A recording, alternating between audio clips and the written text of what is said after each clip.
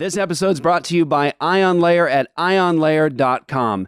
Go and check out the health benefits, the wellness benefits, and longevity benefits of NAD treatments. NAD is nicknamed the fountain of youth for a reason. You have an abundance of this in your system when you're young. As you get older, it drops off, and now we've found a way to get NAD into our systems. They do it through IV treatments, but they're very expensive, and it's also extremely painful and difficult. However, IonLayer found a way to get a high dose of NAD into your system through a medical patch you wear on your arm. You wear it for about 14 hours. You get a high dose of NAD treatment into your system and no pain at all. And it is a fraction of the cost of what you would pay for an IV treatment. In the coupon code, type in Apologia in all caps. They're going to hook you up with a great discount for an already amazingly cost-effective product. And they bless Apologia Studios and help us to stay on the air and do all these programs with you. Don't forget also, IonLayer has added a glutathione patch as well. Glutathione, the master antioxidant. Go check out the health benefits of glutathione. I'm doing this stuff anyways. It's blessed my life in tremendous ways. And so if you want to focus on your health, wellness, and longevity, nothing better in my mind than ionlayer.com for your NAD and glutathione treatments. IonLayer.com. Don't forget to put Apologia in all caps in the coupon code. Non-rockabotus must stop. I don't want to rock the boat. I want to sink it. Are you going to bark all day, little doggy, or are you going to bite? We're being delusional. I love you, Jeff. Delusional. Yeah, delusional is okay in your worldview. I'm an animal. You don't chastise chickens for being delusional. You don't chastise pigs for being delusional. So you calling me delusional using your worldview is perfectly okay. It doesn't really hurt. She hung up on me. What? Desperate times call for faithful men and not for careful men. The careful men come later and write the biographies of the faithful men, lauding them for their courage. Go into all the world and make disciples. Not go into the world and make buddies. Not to make brosives. Right. Don't go in the world and make homies. Right. Disciples. I got a bit of a jiggle neck. That's a joke, Pastor. When we have the real message of truth, we cannot let somebody say they're speaking truth when they're not. Take an amazing journey to a place that will blow your mind and move your heart so you will never be the same again. Blessed be the Lord, my rock, who trains my hands for war, my fingers for battle. Psalm 144:1, y'all. What's up? This is the gospel heard around the world. Welcome back, everybody, to Apologia Radio. I'm Jeff, the Common Ninja. That's Luke the Bear over there. What up? That's Conover over there. Yo, what's up, guys? Director of Communication. Excommunicado. Excommunicado. If you know, you know. You know. And Director of Communications with... Now you can't unknow it or unhear it. That's right. What's up? Okay, go to Apologia Studios. Everybody, let's restart this with my lips. Go to apologiastudios.com. Get more past episodes, all the stuff over there at apologiastudios.com. You can get Provoked, Sheologians, Apologia Radio, Cultish, all there for your viewing and listening pleasure. Also sign up for All Access, everybody. When you do, you partner with us in this ministry and everything that happens here. Gospel going out to hundreds of millions of people around the world. Grateful to God to be a part of this with all of you. apologiastudios.com. Go there. Don't forget to sign up for your free Bonson U account. Get top-tier theological education, literally seminary level education for free from one of the greatest in church history, Dr. Greg Bonson, as a gift from David Bonson through us to you. And a big thanks to everybody who is Apologia Studios All Access, because you make that free thing possible for the world. So thank you, everybody. Welcome back. Very excited about today's show, everybody. We have two main topics we want to cover. Luke was seriously in doubt at my ability to get through these two topics today. Well, to be fair, you had originally picked like 16, I think, and Yes. I'm like, there's no way we're going to get Yes. Yeah, Luke, the eternal realist, just had to interject. I was himself. born with certain Eternal gifts realist. and then certain non-gifts. And one of the things I'm not very good at is time. knowing Brevity? how long Or something that. takes. Time, Brevity. brevity. Are you saying that I talk too much? Is that what it is? I think that's Yeah, what that means. that's what it means. They just did that right in front of the whole world. Ballywin Senior. Ballywin Junior. OG Belly. Yeah. Yeah. All right. So 2 topics today we're going to talk about. We're going to talk about the LA riots and peaceful protests, and we're going to talk about also, should women train in martial arts? Some people say Light yes. topic. Some people say no, and we're going to talk a bit about that. Very, I think, important discussion to have, and I think if you get it wrong, you can cause some damage. So we're gonna do that. We're gonna do both things. And that conversation came up just from something from Brother Dale Partridge. I saw him post while I was actually on sabbatical, and so I thought, hey, it actually is a good thing to talk about out loud. Not that X isn't out loud, but we do it out like this with our mouths. So we're here.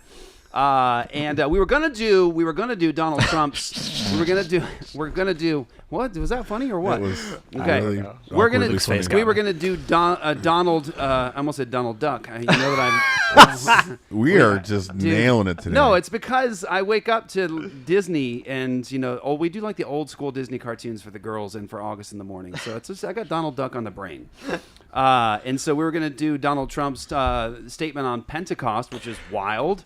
Who wrote that for him? And I'm not going to talk about it today, except just say, go look at it. Go to the whitehouse.gov's website. Look at his thing on Someone Pentecost. with a modicum of doctrinal stability. Yes. We'll say that. I'll just say I was very grateful to see it. Yes. And so that's all I'm going to say. Go look at it. It's kind of nice to see a president talking that way. And I don't like the other ways that he talks many times, but I like when he talks like that. Yeah. And he certainly didn't write it. All I know is that Donald Trump did not write That that. is for certain. He did not write that, for sure. I like it when you say it like that.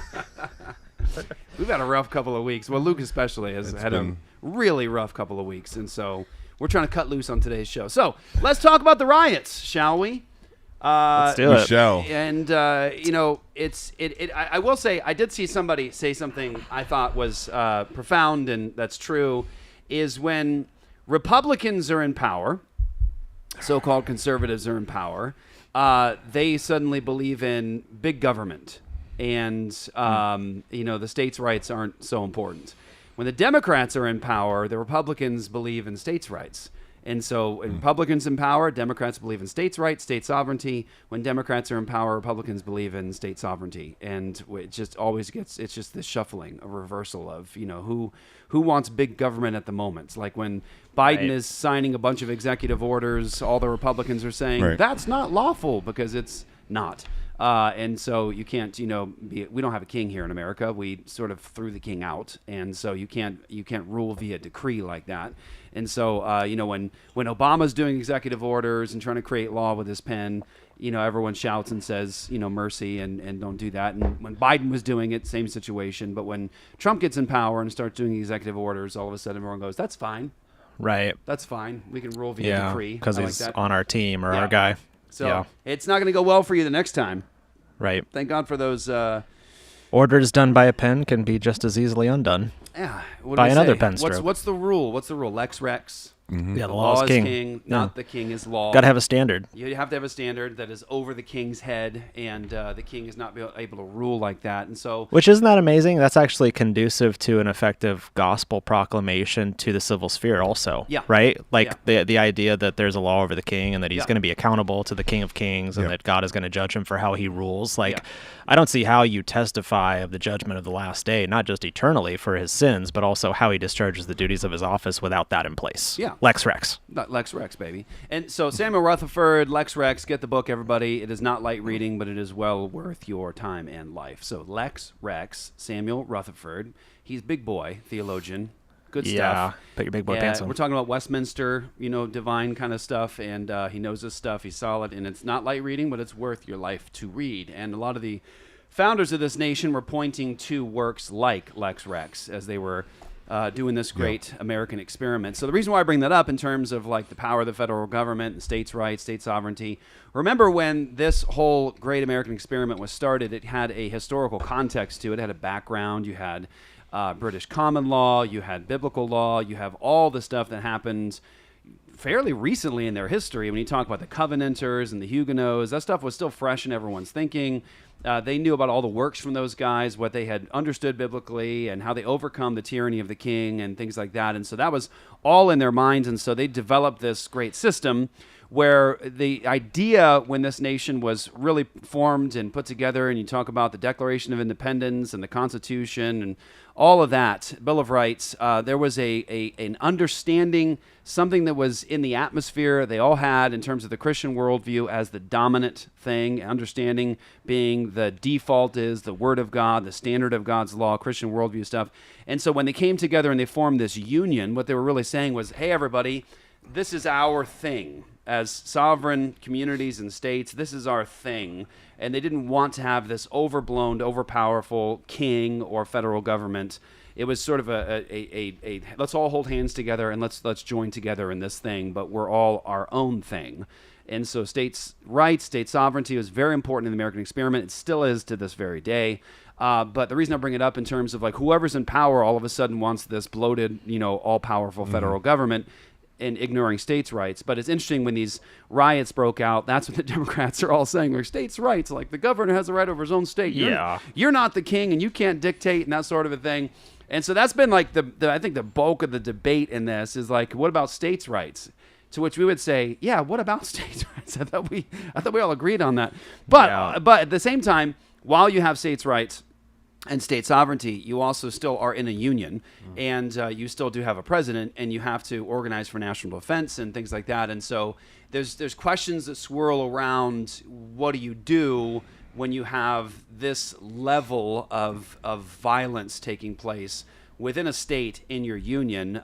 Does the president have the right to make sure he quells that rebellion or that violence? Yeah. And so that's the big thing. But at the front of this, we just want to say the whole idea of checks and balances and states' rights and state sovereignty is a very solid biblical thing. And when you talk about a very biblical way to look at spheres, you talk about lesser magistrates and the duty of the lesser magistrates, where if you have a higher magistrate who begins to violate the law, particularly the law of God, if you have a higher magistrate that violates an ultimate, then the lesser magistrate is supposed to defy the higher magistrate. They have a duty before God. And so, like, for example, we've been saying all these years, for the past 15, 20 years or whatever. Roe, all that. When we've been doing the dispute over Roe versus Wade and everything else, we were saying in the bills that we were having written and put into legislatures, we were saying that the legislature has a duty to provide equal protection for all humans. That is consistent with our Constitution. Nobody should be deprived life, liberty, and happiness. And life is the first thing. And so we were saying that Roe versus Wade is unconstitutional. It is a violation of God's law. And we were saying to the legislators, you should not only put in equal protection for every human, because that is according to God's law and our constitutional law. We've all agreed upon Lex Rex, that's the law of the land. But you should also defy this wicked judge's opinion that we can do this in the states. And so we were saying to the states, flex your states' rights. You're the lesser magistrate. That's not a law anyways. We don't even have a law in this country that says that you create law by the judiciary. That doesn't take place in this nation. We don't have that kind of a law.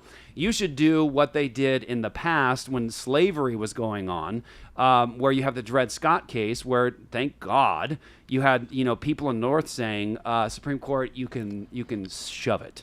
You can go pound sand with your opinion, and no, we're not returning slaves to anybody. And so it's happened in history before. It's a total Christian principle. And so when I say at the front of this, we're fully on board with the states' rights thing. We have a long history of doing that. And so with that, I'll let you guys maybe get us into your thoughts about the riots. I love on that note of states' rights too, man. It's just so beautiful how God's wisdom puts it in Proverbs 28. Those who forsake the law praise the wicked, but those who keep the law strive against them. So those that keep the law, the lawful ones, the ones that have wisdom, the ones that are wanting to please God, we strive against the wicked and those who praise them and forsake the law. Why? Because that's what law keepers do. That's what the law abiding do. So God commends that in his wisdom. I just thought that's really interesting that there's kind of a nugget from God on how to encapsulate the doctrine of the lesser magistrate. Flex that Lex. Yeah, I like that. Flex Lex. Flex.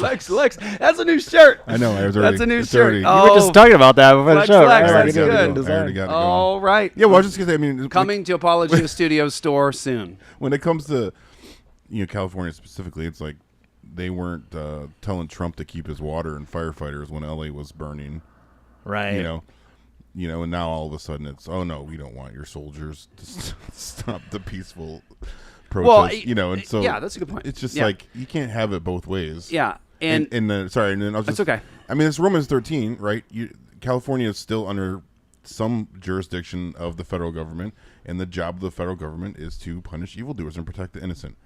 I would say that that's what's taking place. And if the governor's not doing it, and this violence is breaking out and innocent lives are being affected, then does that head government over government have a right to step in and to make sure they quell something like that? That was going to be my clarifying point or question on that very thing. Like, if lesser magistrates have the duty to say no to the federal government if they're being immoral, does then, on the flip side, the federal government have the right to step in if a state is not enforcing the law and say, well, if you won't take care of your people, then we're going to help you? Yeah. In principle, yes, but the hope is always that the federal government, when they're operating on that principle, is operating based upon true law. Right. Yeah. Because you could... Not just being tyrants. Yeah, it's a hard thing in a fallen world. You could say, well, the federal government has, in principle, the right to step in where the lesser magistrate is failing or disobeying the law to protect innocent lives, but the federal government in a wicked civilization could just invent a wicked law or that you've not upheld.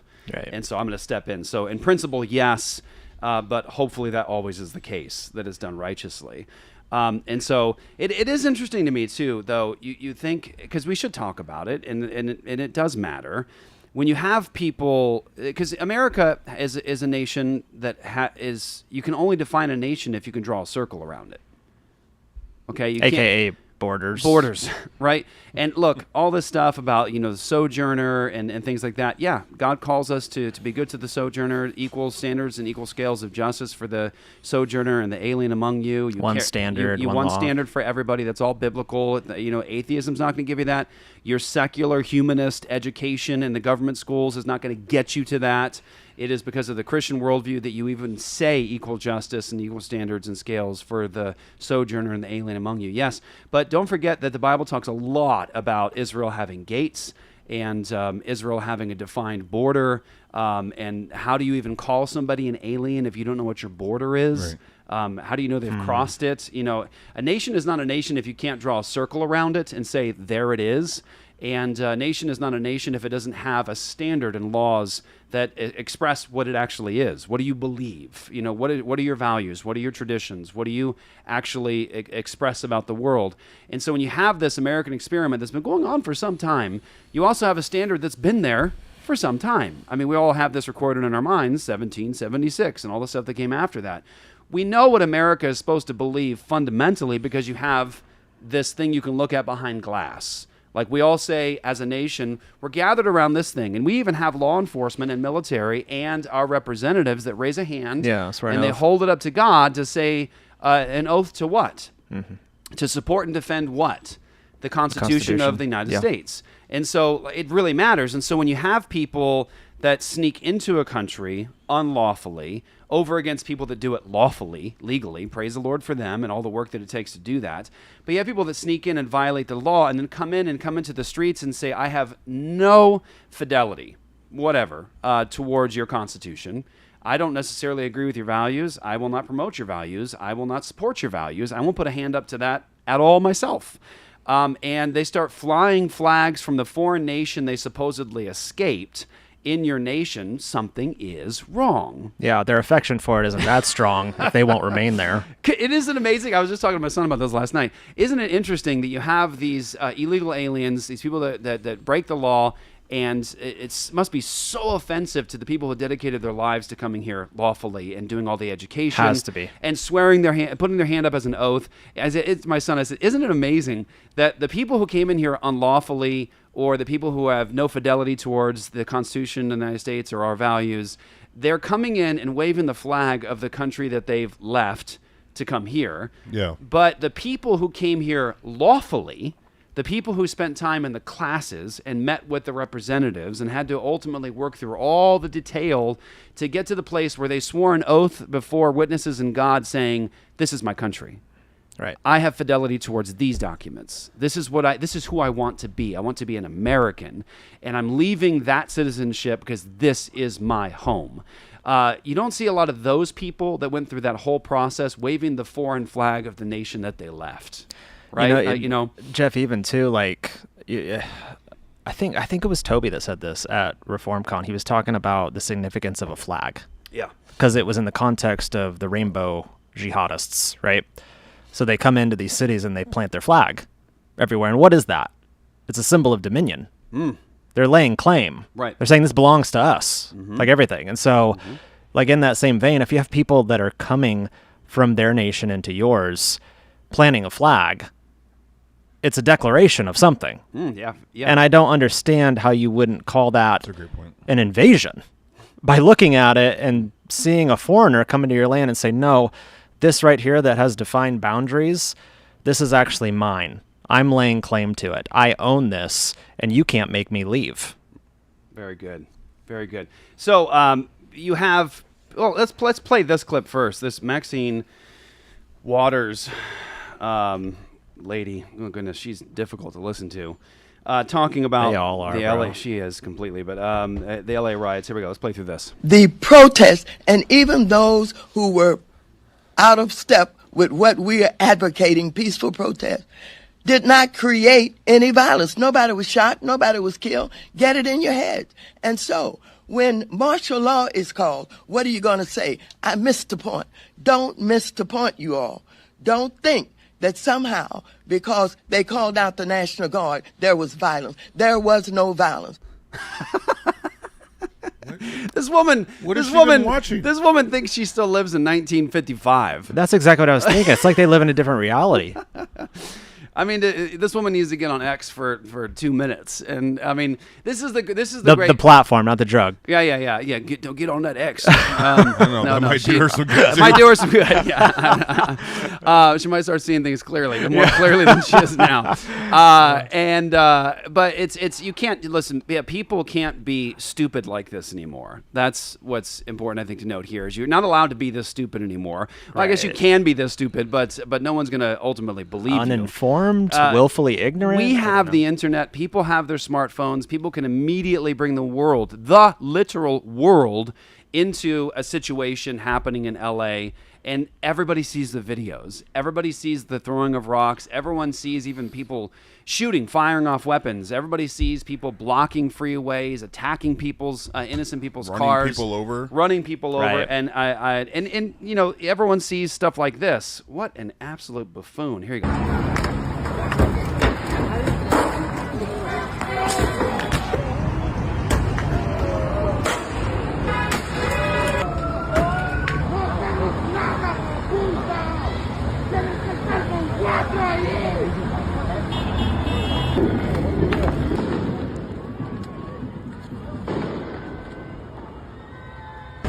But according to California leadership, it's all under control. It's crazy. It's really, honestly, just mind-boggling that these people. And here's the thing: I think people like her, hate to call her leaders like her, but elected officials like her are so accustomed to lying through their teeth. And let me just tell you, we've over the last 10 years specifically, have spent a lot of time at the legislature with legislators, and let me just tell you, it is an icky world to be a part of, for sure. I mean, the words, the smooching, the trying to bring you in to have you change your perspective and just put things into your ear and just trying to lull you out of your, lull you into compromise. Right. And the people that you see, I've seen the face of people on social media and on billboards, God, family, country, and, the whole Christian veneer and everything else. And I've seen those same people behind closed doors and on the phone. And let me just tell you right now, not the same. Yeah. Not the same. It is an ugly, dirty world. I know people who went into politics with full commitment to Christ, the law of God. I'm going to do this without compromise. I'm going to bring the law of God. I'm going to make it about the gospel. I don't even care about this job. I'm just doing it for Jesus. And within a month, you start to see the slippage. Yeah. And then after a year, you see the abandonment. Even solid people have gone in, and you get corrupted so quickly, and people lie to you and they whisper to you. And I think women like this, they're just so used to their circle, and they think that the populace is dumb. It's just an echo chamber, really. And so they think people it is dumb people voting for them. Don't know. But the problem is for a lady like this is that she forgets that people have a screen. And they could literally view live what's taking place in Los Angeles. And that's a good point right there, too. Like the rise of citizen journalism again. Yes, citizen journalism. People that are operating outside the mainstream machine that are literally on the street with their phones pointed at what's going on. Right. Saying, oh, I'm here right now. I'm seeing the bricks being thrown. Mm-hmm. you know? Or this looks very peaceful. Here we go. Yeah, there's your flag. Yeah. Call you later. Famous picture now. Didn't they say something about that? One of the clips, it was like, oh, they're just having fun watching cars burn. I mean, who said that? Like one of the CNN news anchors. something? Yeah, it was one of the mainstream. Well, this one, I don't know the context completely too, but I could say that this is wild. I could say my initial feeling towards this is this is really something wrong. And when, look, here's the problem. When you have violence like this coming into the streets, there's bound to be accidents. There's bound to be great challenges. There's bound to be even sins committed by both sides. Those who are trying to quell this violence, and then those who are trying to perpetrate it. Sometimes you get innocent bystanders who are hurt, and that's the nature of a fallen world and injustice and evil. This is what takes place. Other people who have nothing to do with it get hurt. This is a journalist who gets hit with a less than lethal, rubber round while she's doing her journalism. And so I got to say, I have a problem with this. APD moving in on horseback, firing rubber bullets at protesters, moving them on through the heart of LA. Now, did you see that? Did you catch it? It's so hard to tell if he's aiming behind her or if he actually. Watch this. I definitely had a challenge with this one. Obviously, let's see here. So she's just a journalist, obviously not doing any crime. So if you watch, I'll try to. Can I pause it right there? Okay. So if you watch this guy, he's over here. He's back over here. He just raises his weapon up and just fires. Exactly. So keep your eye on him. Firing rubber bullets at protesters, moving them on through the heart of LA.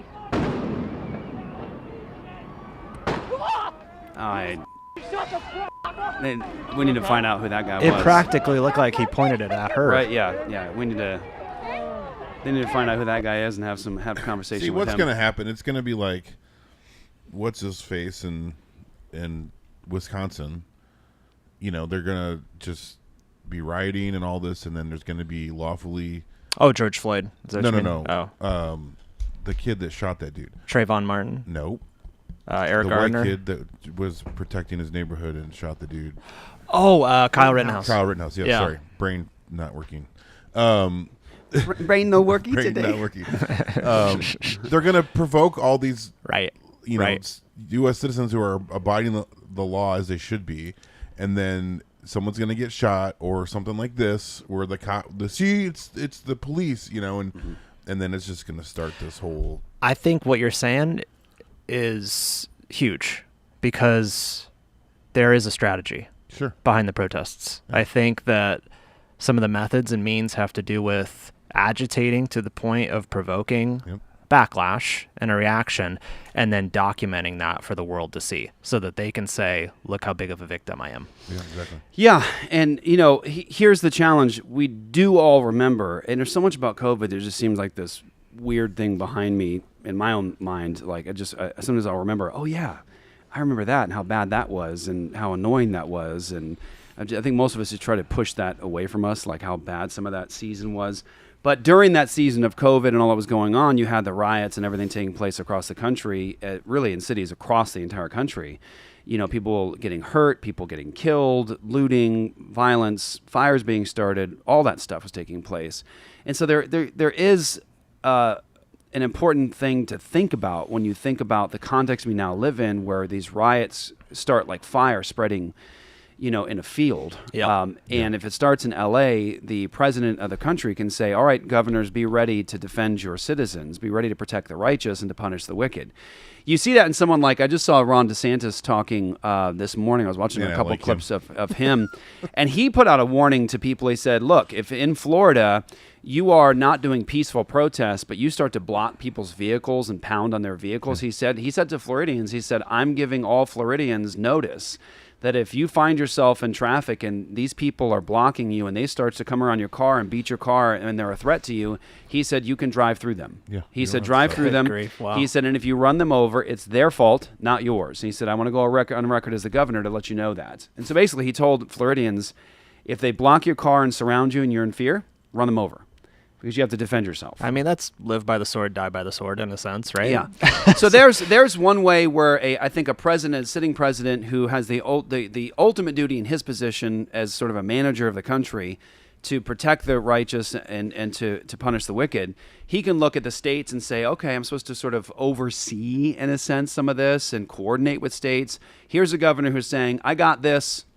We're protecting our citizens. Our sheriff's office is ready. Our police force is ready. Our local militias are ready. Just strong leadership. And we're doing this. But then you see like, okay, but wait a second, violence is breaking out here. Innocent people are getting harmed here. That could spread across the country. And there's word, I think you maybe posted about it. Did you, maybe the message or something? You said something about nationwide.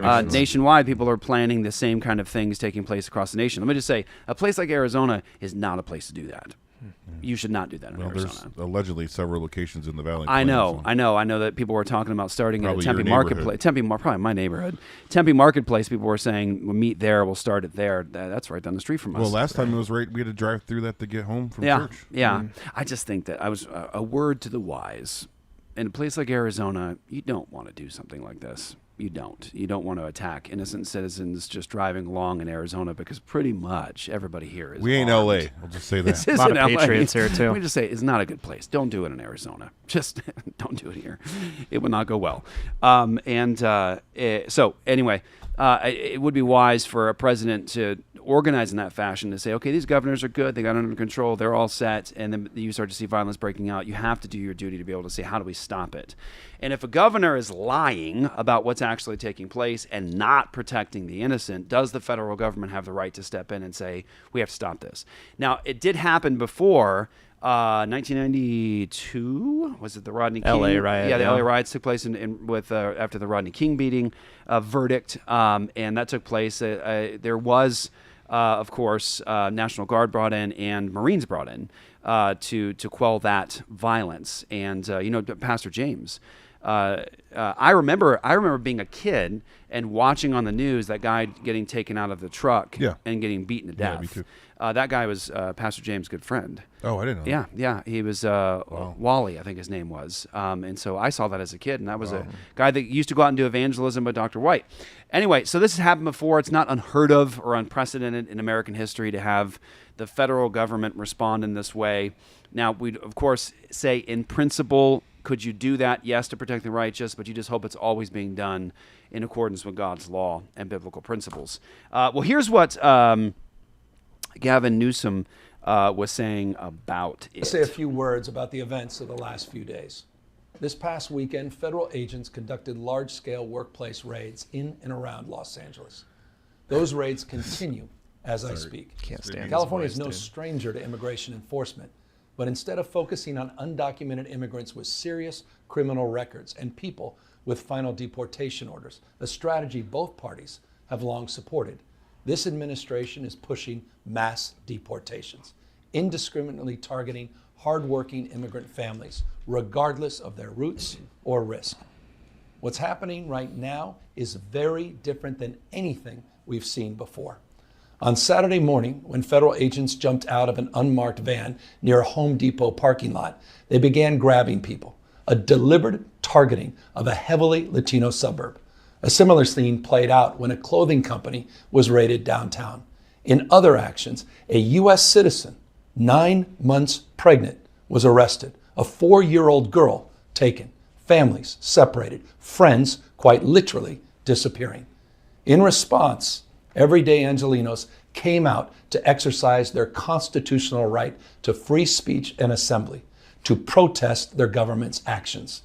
In turn, the state of California and the city and county of Los Angeles sent our police officers to help keep the peace. And with some exceptions, they were successful. Like many states, California is no stranger to this sort of unrest. We manage it regularly and with our own law enforcement. But this, again, was different. What then ensued was a use of tear gas, flashbang grenades, rubber bullets, federal agents detaining people and undermining their due process rights. Donald Trump, without consulting California law enforcement leaders, commandeered 2,000 of our state's National Guard members to deploy on our streets, illegally and for no reason. This brazen abuse of power by a sitting president inflamed a combustible situation, putting our people, our officers, and even our National Guard at risk. That's when the downward spiral began.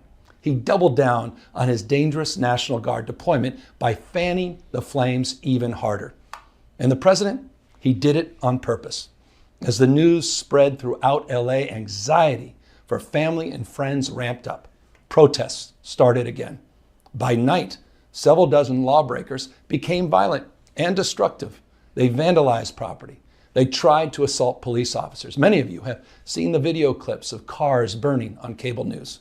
If you incite violence, I want to be clear about this. If you incite violence or destroy our communities, you're going to be held to account. That kind of criminal behavior will not be tolerated. Full stop. Already more than 220 people have been arrested, and we're reviewing tapes to build additional cases, and people will be prosecuted to the fullest extent of the law. Again, thanks to our law enforcement officers and the majority of Angelenos who protested peacefully, the situation was winding down and was concentrated in just a few square blocks downtown. But that's not what Donald Trump wanted. He again chose So, one thing you have to give credit where credit is due. The beginning of this conversation, when he points out that the effort to essentially capture those who came here unlawfully and to have them ejected from the nation has to still be due process. It has to still be lawful. It has to be with proof. That's true, and every Christian has to stand on that. And say, as much as you might, be grieved over the invasion that has taken place specifically after Biden's presidency, as much as you might be upset about that, you still have to have the same law for the alien, the sojourner, and the person who's the citizen of the nation. You still have to have one law that protects everybody ultimately. And so you want to have equal weights and measures. And let's put it this way. One of my favorite things to do is, having in the background while I'm studying or doing something is police videos, police audits, or videos where the police will come and they're violating people's constitutional rights. They're asking questions the person doesn't have to answer. They're violating the rules with the Fourth Amendment and the Fifth Amendment. Demanding people, give up information, or going on fishing expeditions with people.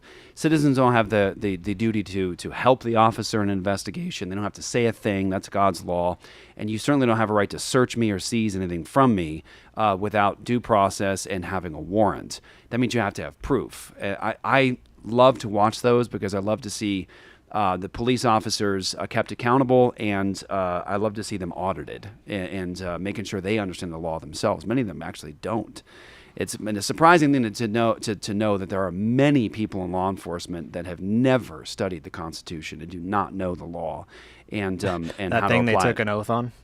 Yeah, the thing you swore an oath to. Did you not know that you had to actually abide by that? And so with that, I love watching those videos. I love watching the audits, and I think people can learn a lot from those. And so with that, I'm very passionate, and I think you ought to all have some measure of passion for this as well, for the rule of law and for specifically God's law and God's standards in society. So no, we do not want police officers given a blank check to simply go into the public and start grabbing people and assuming, I think you're illegal. We need to make sure, as hard as it's going to be, that there is proof. You have to have some RAS, reasonable, articulable suspicion. You've got to have some thing to prove that this person is here unlawfully, some evidence, and start that investigation. And so, yeah, we don't want a situation where you have people just going into communities and running up to people and saying, I got you, putting you in cuffs, and I think you're guilty. Let's see if we can prove you innocent. We don't want that at all. And everybody in Los Angeles, California, across the country has the right to protest peacefully against the abuses of law enforcement. Okay, law enforcement can be good. I'll be honest though. I'd say 75% of the time I am very leery of law enforcement just because of the poor training in law that they get today. And so we need to be able to say, with Gavin Newsom, understandable, stuff is happening right now that is unlawful and citizens have the right to protest. The problem is, again, Mr. Newsom, we all have a screen. And so we can see what's really taking place in LA, even if it's a small subsection of LA. We can see it taking place. And here's also the problem, I would say to Newsom. What you're not recognizing is that we have a context we're living in right now where you have a riot breakout, you have violence breakout in Los Angeles, and it inspires this wicked population we live amongst now to do precisely the same thing in our cities, which is taking place right now. The plans for this weekend, people making plans for the weekend to destroy and to loot across the country. And so it has to be put down. It has to be put down with a heavy hand. When people perpetrate violence upon innocent people, you have to, as the government, show no pity. Right. That's God's law. Bloodshed follows bloodshed. Don't show pity to the people who are looting and rioting. Like, don't simply minimize it saying, a few isolated incidences of things, broke out. It's like, then you need to deal with that with an uber heavy hand. Right. Especially in light of what took place in the last couple of years after the riots over George Floyd. Mm-hmm. You have to use a heavy hand. And as the government, you're not supposed to show pity to the evildoer. Yeah. I'm not saying put a heavy hand on the innocent. I'm saying protect the innocent, heavy hand to the wicked. And because they largely didn't, that's why we continue to have things that get out of control and that happen like this, because evil hearts are emboldened. Yeah. Well, and I laughed when I saw that you played it earlier because, to say that they were indiscriminate in grabbing people in front of a Home Depot, I was like, okay.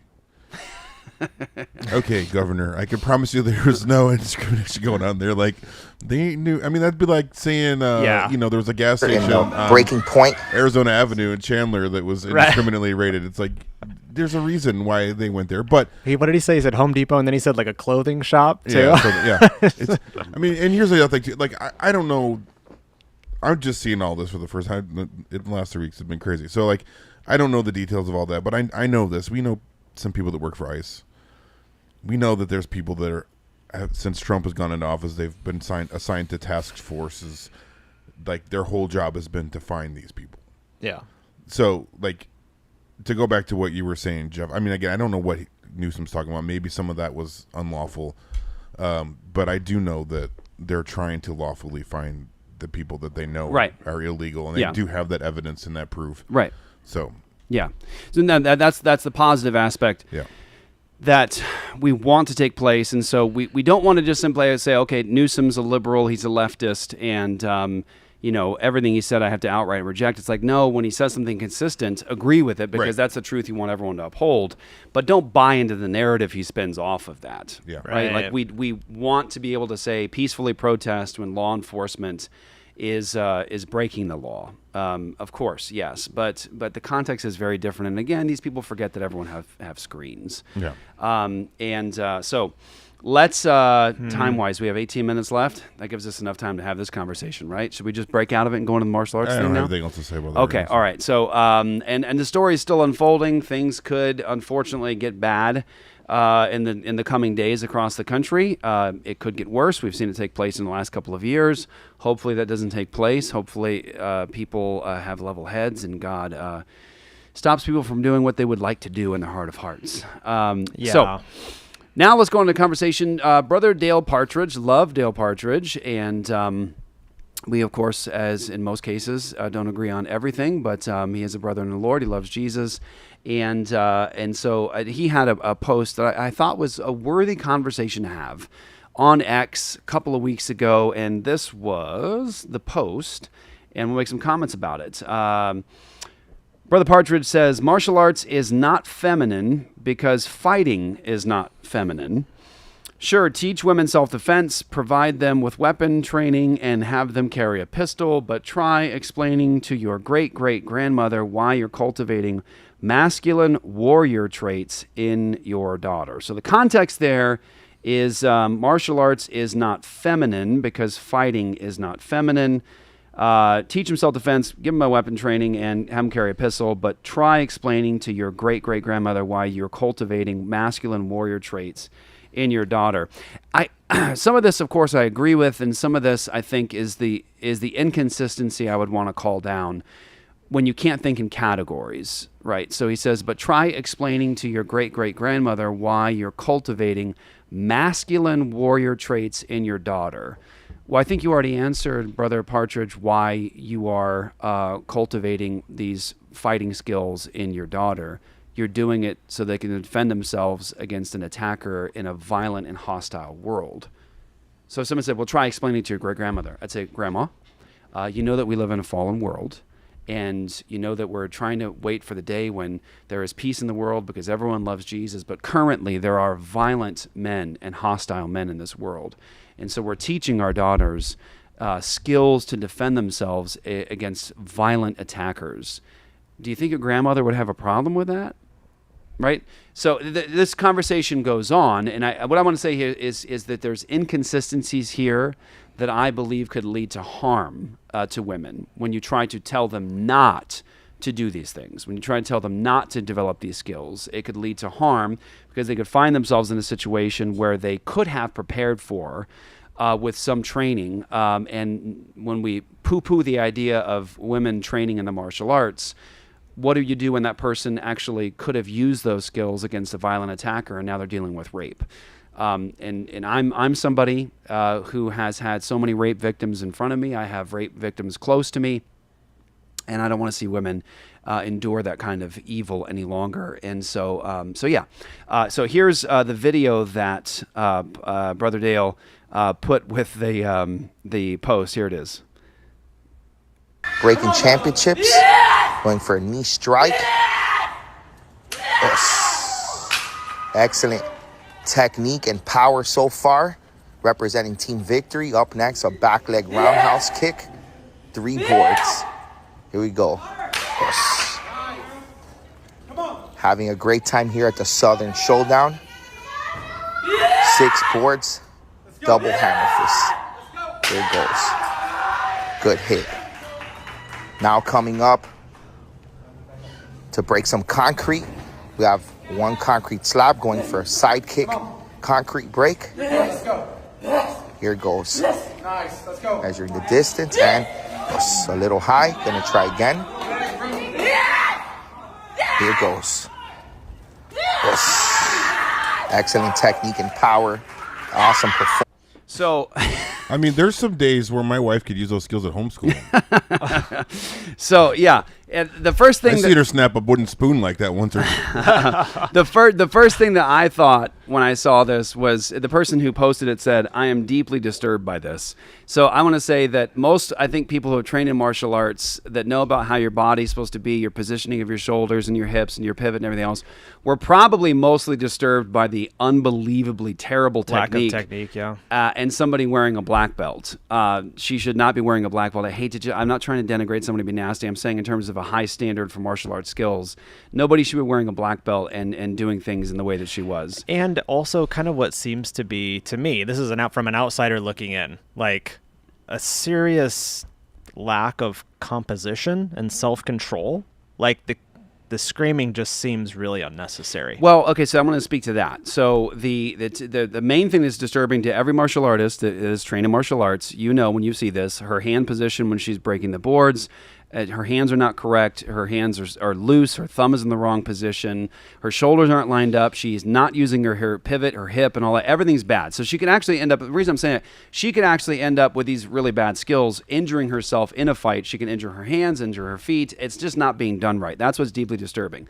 Now, when it comes to the fact that she's screaming, I want everyone to consider this for a minute. If you walk into a parking lot and you've got, say, 20 people walking through the parking lot at night, right? And you're looking at different people and trying to find a victim. is it possible for you to generally look at who is a good potential victim? If you're a violent person, if you're a hostile human being in this world and you're looking for a victim, it's possible. Yeah. You can look at the person who seems a little more, posture's down, head is down, a person who just looks a little weaker. And so how somebody even carries themselves matters, right? That's one of the things you're learning early on in martial arts is you're learning to develop a certain skill about carrying yourself and eye contact and confidence that other people can see to see that you are not a victim. And so when you even have the added element of yelling, there's a couple of deters people. Yeah, there's a couple of reasons why you yell. Number one, you're yelling to essentially startle your opponent, to scare your opponent. You're also yelling because you're trying to remember to keep breathing while you're fighting, not to hold your breath, because if you hold your breath and your adrenaline's pumping, you're just losing oxygen, losing the ability to swing, and gross motor skills, you're losing an intense situation anyways. And so you're yelling also to make sure that you keep breathing. So you're trying to create fear in your opponent. You're trying to show yourself as not a victim. You even want to use your yells to startle your opponent and get them to raise their guard up or to close their eyes.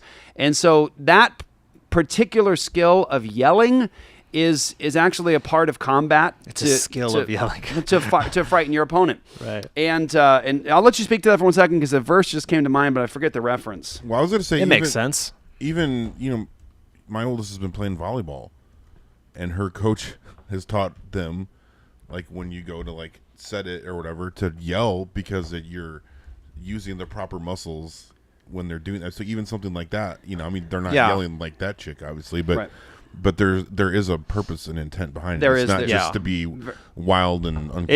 It just that clip just seemed a little bit excessive. Over the top. Yeah, especially in a simulated environment like that. But Yeah, no, I guess if you're practicing for the game, I guess. Yeah, that's what it was. Just is practicing for it and also just displaying the skill. And you're supposed to be showing a level of confidence, and you want to create fear in your opponents. And let me just say, look, my whole life since I was 4 years old, all through my life, martial arts, and I traveled the world competed at the biggest tournaments in the entire world, and I've been among some of the best fighters in the entire world. And let me just say, when you have a guy who has a lot of skills and he's running at you and he is screaming his head off, yelling and everything, intensity in his face, it does affect you and your ability to respond when a person has that level of intensity. So the yelling and everything else is actually a part of combat. But there's also an element to this that you can point to in the Christian worldview. Isaiah 42:13 says, "The Lord goes out like a mighty man, like a man of war. He stirs up his zeal. He cries out. He shouts aloud.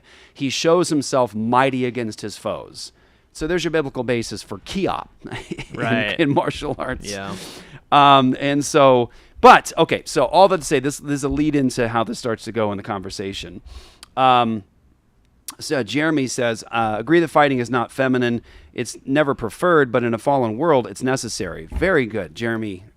You got it. There's the point. I think that's proper balance. That's a very proper balance. You can say that this is supposed to be man's work. The man is supposed to be the warrior. The man is supposed to be the fighter. You should not put women into combat. All of that you can hold on to. That's biblical worldview stuff. We don't put women into combat. All that is evil stuff. You don't ever throw women into combat. However, it's a fallen world.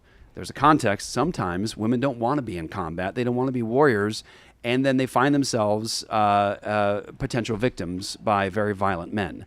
So what do we do? In a fallen world, say, well, sweetheart, fallen world, just be a victim. No, how about we actually say, hey, you know what? After all these centuries, all these millennia, we've actually developed martial science, fighting science, the science of fighting. Yes, it's called martial arts too, but inside it's a science. And there is a science to being able to defend yourself. And wouldn't it be nice if you gave to women the ability to have a certain set of just basic skills to defend themselves against an attacker? Because it does work. Now, like, for example, this guy Jeremy goes on to say, in Canada, for example, giving your daughter a pistol is a ticket straight to jail. Right. So what do you do in that context? No one can carry a weapon in public in any circumstance. And so Dale responds to that. Brother Dale responds to that and says, I understand the conundrum. I would say you obey God and not man. Okay, we agree with you, Dale. Good. You give your daughter pepper spray or a knife or risk her carrying a gun because jail is better than rape or death. I will say, just a disagreement, well, not a disagreement, a caveat I'd say to this is, yes, but if you give a woman a knife, you had better give her some knife training with it. Yeah. Let me just say, if a Real guy, badly, if you know what you're doing. I've done knife training for many years. I did Kali and then knife training, and even after learning for years knife skills and all of that, and then training with it, and then teaching it, even teaching knife skills, I am still terrified of a person with a knife. And I know guys, Navy SEALs, active duty Navy SEALs that are trained in the same way to kill people with knives, and they'll say the same thing. Like, if I have an attack with a knife, I'm trying to get, even though I know how to defend myself, I'm still doing my best not to have to do it, because you're going to get sliced. You are going to get cut. No matter how good you are at knife fighting, you're going to get cut. And so if you say to a woman, here's a knife, sweetheart, you had better give her some pretty extensive training with that knife, because let me tell you what, if a guy is coming at her and he's angry, he wants to assault her or even rape her, and she has a knife, she might get a cut on him, but he's getting that knife from her if she doesn't know how to use it. And so if you're going to give a woman a knife, you can't just say, here's your equalizer, you're good to go. She better get some pretty extensive knife training, and then she will be devastating with that thing. And so here we go. He then says, but the stats show that no amount of training can allow a 120-pound woman to overcome an aggressive 195-pound man. Outside of a divine miracle, it's not a very effective plan. I want to say that I completely disagree with this. The stats, I would say, what stats are you referring to that show that no amount of training can allow a 120-pound woman to overcome an aggressive 195-pound man. Again, this is not an appeal to authority, but I just want to say in my own experience, I've been in martial arts my whole life, teaching martial arts my entire life, all over the country, and I have seen plenty of 120-pound or 140-pound women overcome a 195-pound man or 200-pound man plus. In different categories, striking, even in especially jiu-jitsu and ground fighting and grappling. If you're a 200-pound man and you don't know how to fight on the ground, and you're a brawler, but you have a woman who has training on the ground with some really basic jiu-jitsu or Brazilian jiu-jitsu skills, she's going to tear that man to pieces. She will lock him up. She will choke him out. If you don't know how to fight on the ground against a woman who does, she's going to beat you. She will beat you. And if you doubt that, then I encourage you to find your local Brazilian Jiu-Jitsu school. So it's more, it sounds like what you're saying is it's more, in those cases, it can be, it's possible, of precision and technique beating raw power and strength, and even timing beating speed. And you had better hope that it does, because that's the whole reason that you give martial science, pain compliance skills to law enforcement and to military. Because members of the military cannot depend upon just being the biggest and the strongest. They can't. That's out of the realm of possibility. You can't say, let's just find the biggest guys, the strongest guys, and we're going to win every battle. No, it's skill, it's science, it's technique. And so when you send, say, active duty Navy SEALs into a room, they're going into there with skills that have to be able to overcome somebody that is faster, bigger, and stronger than they are. That's why they're so dang good at what they do, because what they do is a science. It's not based upon who's bigger and stronger. As a matter of fact, if it were based upon, or was based upon, who's bigger and stronger, then law enforcement officials are in huge trouble. How many times have you had a law enforcement officer that finds himself in a very difficult situation with a guy that is much bigger than he is, much stronger, better skills than he has, and that law enforcement officer has to have the right martial science skills to be able to put that larger attacker into some sort of pain compliance to get him under control, to detain him, and ultimately arrest him. I mean, that's the whole goal, right? So we talk about rear naked chokes, arm bars, or whatever variation of lock you're looking at. All those things are skills that are supposed to work against somebody no matter how much bigger they are than you. And that's the great benefit of martial arts, the martial sciences. That's the great benefit of all these skills, is it doesn't matter how big you are. And look, you could do this all day long, because of the screen we have. Here's a fun video many of you probably have already seen. Bodybuilder versus jiu-jitsu master. I don't know the full context of this, but I guess it's a bodybuilder that came into a BJJ school and challenges, but after this first fight with what looks like the instructor, he then goes against a woman, and let's test that claim that no amount of training can have a woman who's smaller overcome a 195-pound man. Seriously?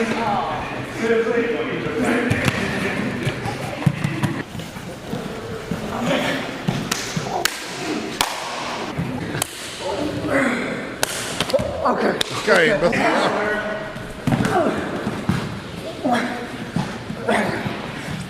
Remember the chat, man. You fight worse than a girl.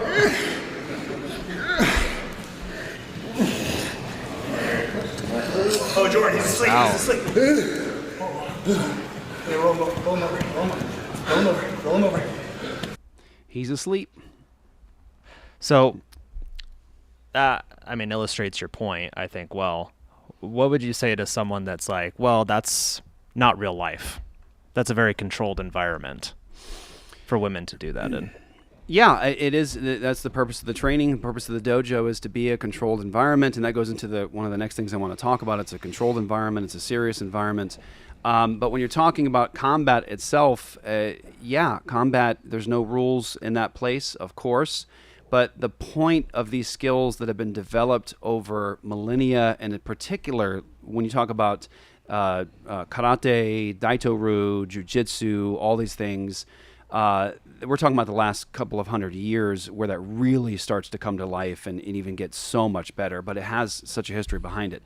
The whole purpose of those skills and that training is it came out of the battlefield. Like that's the thing. And that's, by the way, just a quick side note. That's why you want, if you're going to train in martial arts, the system does matter. Every system has its pluses and its minuses, its pros and cons. Every system has a way that it's strongest and also its weakest. Like BJJ, it's unbeatable. It's the best system in the history of humanity on the ground, without question. I don't think that could be disputed. It's but just missing striking. For Brazilian Jiu-Jitsu, yeah. if you've been training on the ground and you fight against somebody who's a great striker that also knows what you know, you're going to struggle because you're lacking in one area. So we do need a combination of like who has the best kick here, who has the best punching system here, who has the best blocking, throwing system there, all that stuff. But all that to say, these systems, the lineage matters. That's what I was saying about finding the right school. The lineage, where's it come from, the skill level of your school. I would say if your school is a school that does not compete, then you should not go to that school, because a school that, this is just my own view. I think if your school doesn't compete, there's probably a reason. Your instructor doesn't want the students to actually test their skills against other schools.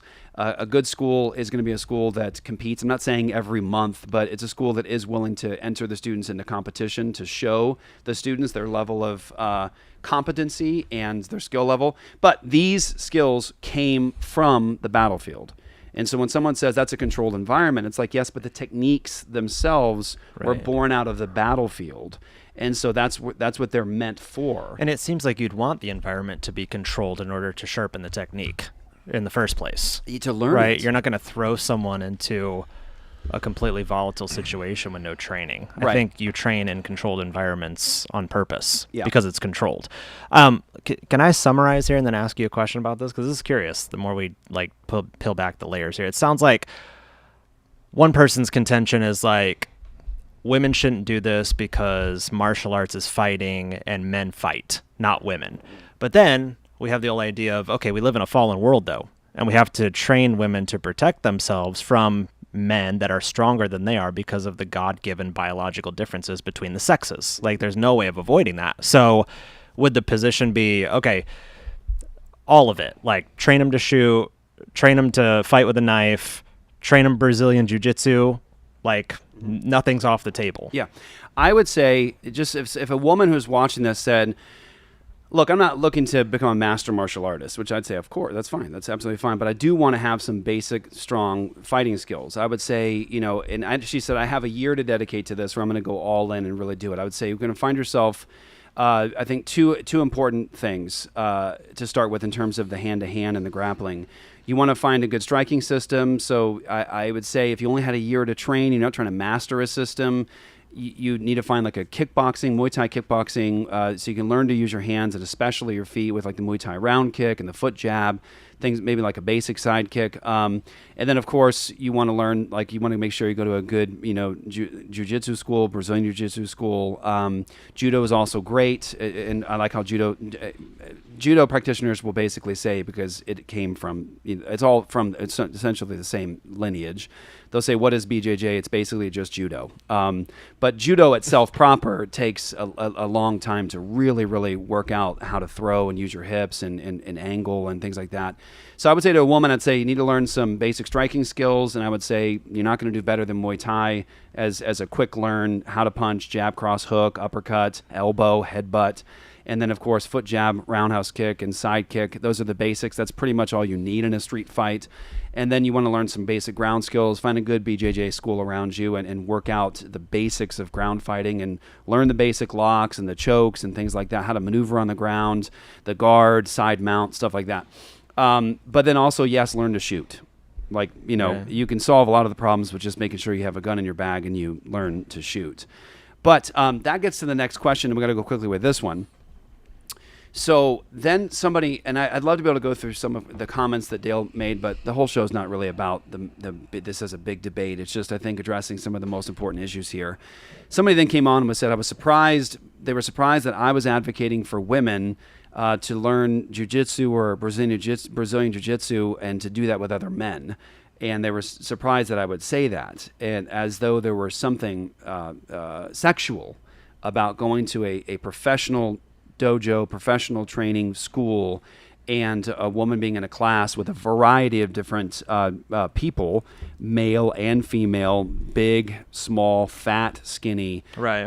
And as I would just say, if you think that there's something sexual about a woman learning jiu-jitsu and having to roll with a man, I would say I think you're betraying any training in jiu-jitsu, because it's very hard to have lustful thoughts while somebody has you in an arm bar.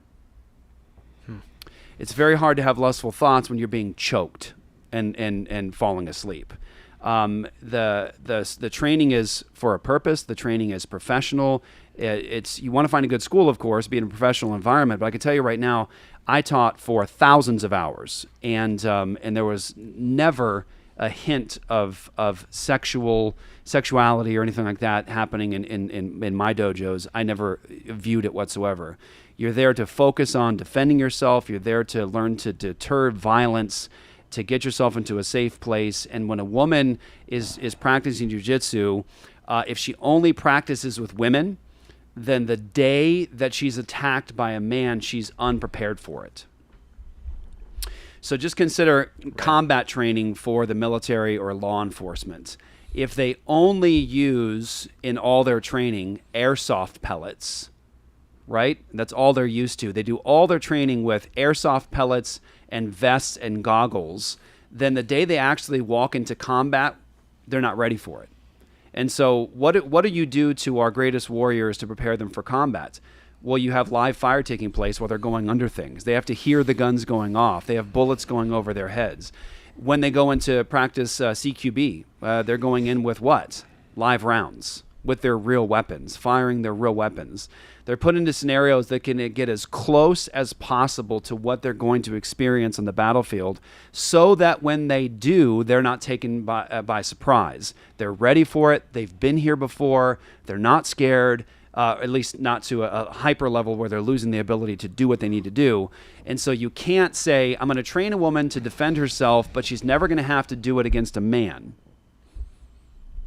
Then the day that she's attacked by a man, she's terrified.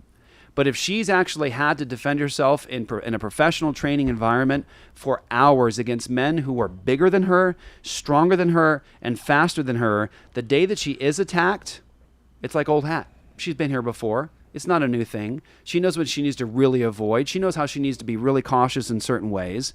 And so I would say that if you do not allow a woman, when you're training her for combat or self-defense so she can not be a victim, if you don't allow her to know what it's like to have to fight a man, then you're setting her up for failure. Because the day that she actually does face a man, she's not ready for it. She's never experienced it before. So if you're going to be a competent and concerned teacher of women in terms of self-defense, you need to put them as close to the scenario as possible. And I got to say, when a woman is in a combat situation in a professional training environment against a man, there are no lustful things taking place. When the guy is punching at her, pushing at her, kicking her, and she has to learn how to get out of things and put him into some sort of a lock or to get herself to a safe place, there's nothing lustful taking place there. And like I said, anybody who says... if anything, I would feel like a woman would be highly uncomfortable in that situation.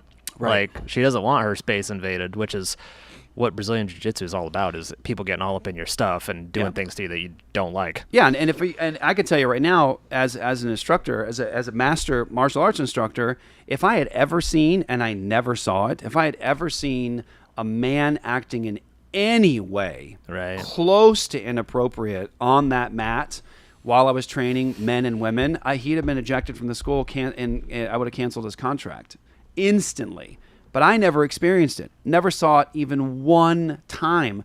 Thousands of hours of instruction and thousands of students across the country, and never saw it once. And so the whole idea of like it's a sexual thing, women shouldn't be rolling with men, I just think that we need to be able to think in categories as Christians, and not thinking in categories could really harm women. That's my main point. The problem for me, I think, is that number one, this is my history. This is what I've done with my whole life. Before I was what I'm doing now in full-time vocational ministry.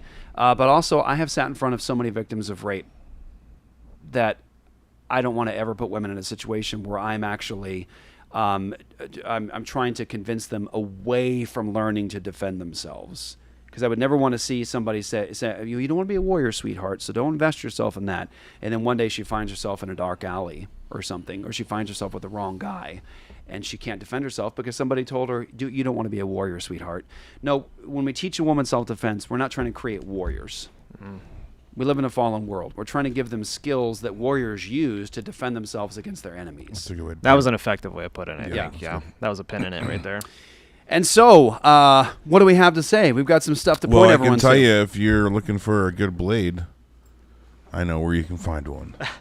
You might want to train with something not as sharp at first, though. Speaking of blades. AmTechBlades.com. They got battle axes. Actually, my blades, I left it in my office in the room, but they make some great blades you can carry in your pocket. And Bill does some great training, too. So that's where I did a couple days of some shooting and some blade work training, and he does jiu-jitsu all the time. He's amazing. So you can check out AmTech training as well. But you can go to amtechblades.com, put Apology in the coupon code, and get 5% off your order. And he will match that with 5% to End Abortion Now. And everyone also, make sure you go to apologiastudios.com, go to the store. We're going to have a new shirt up there, hopefully, right? I'm already working on it. What's the name of the shirt? What again? Flex Lex. Flex Lex, baby. Go get some tracks. Go get some of the swag. It's all there at Apologia Studios store, apologiastudios.com. Don't forget to also, everybody, go to Heritage Defense. heritagedefense.org. If you are homeschooling, you need to get Heritage Defense to have them on the other line in case any three-letter agencies show up at your house or you are persecuted in any way for your Christian beliefs and anybody tries to mess with your kids. Heritage Defense is where you want to go. We love those guys, and so make sure you guys get set up with them. And you've already seen the Ion Layer commercial at the beginning of the episode. If you didn't, go back and look at it. It's changed and blessed my life and my wife's life in many ways. And then, of course, you got the Future of Christendom coming up very soon it's a couple months away, but October 9th through 11th in Lancaster County, Pennsylvania. I think there's a lot of Dutch there. Isn't that weird? The theme is false religions, and Jeff will be the keynote speaker. So mark your calendars for this Future of Christendom 2025. And I know what's really cool is if you put Apologia in the coupon code, you get 10% off the conference registration. Yeah, girl. That's futureofchristendom.com. .org. Also, I want to point everyone out, since you're still here, listen, please. We have been working for years, in the states of Kentucky and Ohio. South Carolina, Louisiana, Arizona, Texas, Indiana, North Dakota, all across the country, Pennsylvania, getting bills of equal protection in across the country, and particularly we're working for years in the state of Ohio, trying to get this bill through of equal protection in Ohio. We finally got it in Ohio. Next week, the team out there is just amazing. Austin with End Abortion Ohio is just such a great man of God. I'm so grateful for him. All the work and labor going on there in Ohio. The Christians in Ohio, they're working so hard on this. We've been working hard in Ohio for a long time, and we've been gathering together churches in Ohio. We finally got our bill in Ohio. June 18th, 2:30 p.m. at the Atrium at the Ohio State House in Columbus, Ohio. Columbus, Ohio, at the State House. We have a rally, 2:30 p.m. Be there at the rally. I cannot express to you how important it is that you show up for these things. This is your state. Call your pastor and the other congregants at your church and let them know this is happening in the State House. We need to fill that place up, everybody. The legislators take notice. We've talked to legislators that let us know when they get phone calls and they see people at these rallies, it changes things dramatically. You have a bill of abolition happening in your state, Ohio. You do. So they're still in session there? Yep. Yeah. I didn't realize you that. do not have to worry about this ballot measure and the update to the Constitution. All that's going to go into a court battle. Equal protection for all human beings, the abolition of abortion in Ohio. It's happening right now, everybody, but you got to come to the rally. 2:30 p.m. Atrium at the State House, Columbus, Ohio, June 18th. Meet me there, please. Meet me, meet the team there. Join together with us. We have done so much work, and we have so much ahead of us. I believe what's going to take place in Ohio could be very, very groundbreaking. The fight that can take place there to ultimately overturn what's taken place and to provide equal protection is a very important one, and we need you there. So, one more time, June 18th, 2:30 p.m., Atrium, Ohio State House, Columbus, Ohio. I will see you there. That's Luke the Bear. Peace out, everyone. That's Zach Conover, guys. Director of Communications with End Abortion Now at endabortionnow.com. I'm Jeff the Coleman and Ninja. We'll catch you next week right here on Apologia Radio.